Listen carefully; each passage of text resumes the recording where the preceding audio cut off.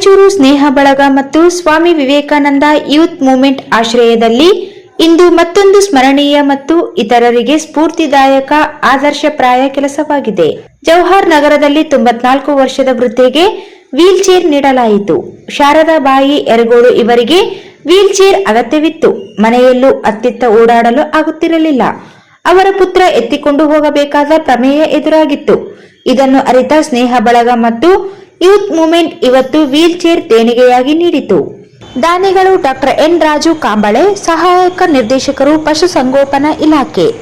ಈ ಸಂದರ್ಭದಲ್ಲಿ 2 ಸಂಘಟನೆಗಳ ಪ್ರಮುಖರಾದ ವೃದ್ಧಾಶ್ರಮದ ವ್ಯವಸ್ಥಾಪಕರಾದ ಮರಪ್ಪ ನಾಯಕ್, ಆನಂದ್ ಡ್ರೈವಿಂಗ್ ಶಾಲೆಯ ಸಂಸ್ಥಾಪಕ ತಾರಾನಾಥ್, ಕಿಡ್ಜಿ ಶಾಲೆಯ ಪ್ರಾಂಶುಪಾಲರಾದ ಶ್ರೀಮತಿ ವಿಜಯಲಕ್ಷ್ಮಿ, ಮೂವ್ಮೆಂಟ್ ಕಾರ್ಯಕ್ರಮ ಸಂಯೋಜಕರಾದ ಶ್ರೀಮತಿ ಅನ್ನಪೂರ್ಣ, ಹಿರಿಯರಾದ ಮಡಿವಾಳಪ್ಪ, ಬಬಲಾದಿ ಬಸವರೆಡ್ಡಿ ಮತ್ತು ಕಲ್ಯಾಣ ಕರ್ನಾಟಕ ಪ್ರಾಂತದ ಹಿರಿಯ ಪತ್ರಕರ್ತ ಉಪೇಂದ್ರ, ಶ್ರೀಮತಿ ಶ್ರೀದೇವಿ ಮತ್ತು ಚಂದ್ರಕಾಂತ್ ಯರಗೋಳು ಉಪಸ್ಥಿತರಿದ್ದರು.